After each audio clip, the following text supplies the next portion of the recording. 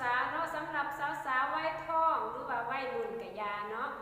ถ้าสาวทางใดที่ว่ายังมีปัญหาทางภายในอยู่เช่นเวลาใกล้สิเป็นประจำเดือนมักเจ็บท้องน้อยหรือว่าประจำเดือนมาหน่อยประจำเดือนออกมาแล้วเป็นก้อนสีดำเนาะเป็นก้อนออกมาสีดำและเป็นตอนออกมาสีดำเนาะถ้าว่าประจำเดือนก็ห้ามาบ่ปกติเนาะบางข้างมาหน่อยเนาะถ้าว่ามันมาหน่อยมันแน่นอนเนาะครึ่งนึงมันจะไปขังอยู่ในผงมดลูกของเฮา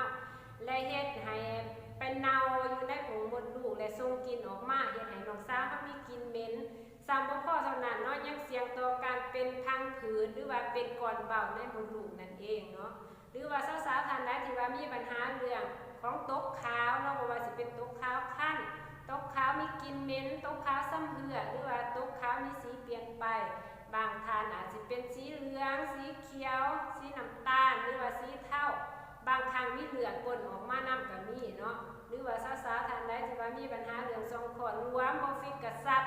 มีลมออกมาน้ำทรงคลอดหรือว่ามีปัญหาเรื่องของมดลูกอักเสบมดลูกแห้งหรือว่ามีปัญหาทางใบหน้าเนาะสิวขึ้นหน้าฟ้าขึ้นแก้มหรือว่าไวท้องเนาะมีปัญหาเรื่องไวท้องนอนบ่หลับงุดหงิดง่ายอารมณ์แปรปรวนเนาะหรือว่ามักเจ็บหัวมักเป็นวินจังซี่เนาะหรือว่าผู้ใดที่ว่ามีปัญหาเรื่องสิวที่เกิดจากไขมันสิวที่เกิดจากเลือดเนาะสิวที่เกิดจากไขมันมันส่วนเกินมันจะพาให้เป็นสิวหัวน้องเนาะหรือว่าผู้ใดที่ว่ามีปัญหาเรื่องฝ้าเลือดฝ้าฮอร์โมนถ้าว่ามีปัญหาแบบนั้นเนาะรอนจากแนะนำให้กินฟานาเซียกับน้ำดำเลยเนาะเพราะว่าผลิตภัณฑ์2ตัวนี้จะไปช่วยปรับฮอร์โมนของเฮาเนาะเฮ็ดให้ฮอร์โมนของเฮากลับมาเป็นปกติคือเก่าไปช่วยกระซับช่องคลอดเฮ็ดให้ช่องคลอดเฮาฟิตกระซับบ่มีสิ่งตกค้างเนาะหรือว่าไปช่วยแก้อาการตกขาวผู้ใดที่ว่ามีปัญหาเรื่องตกขาวบ่ว่าสิเป็นตกขาวผิดปกติหรือว่า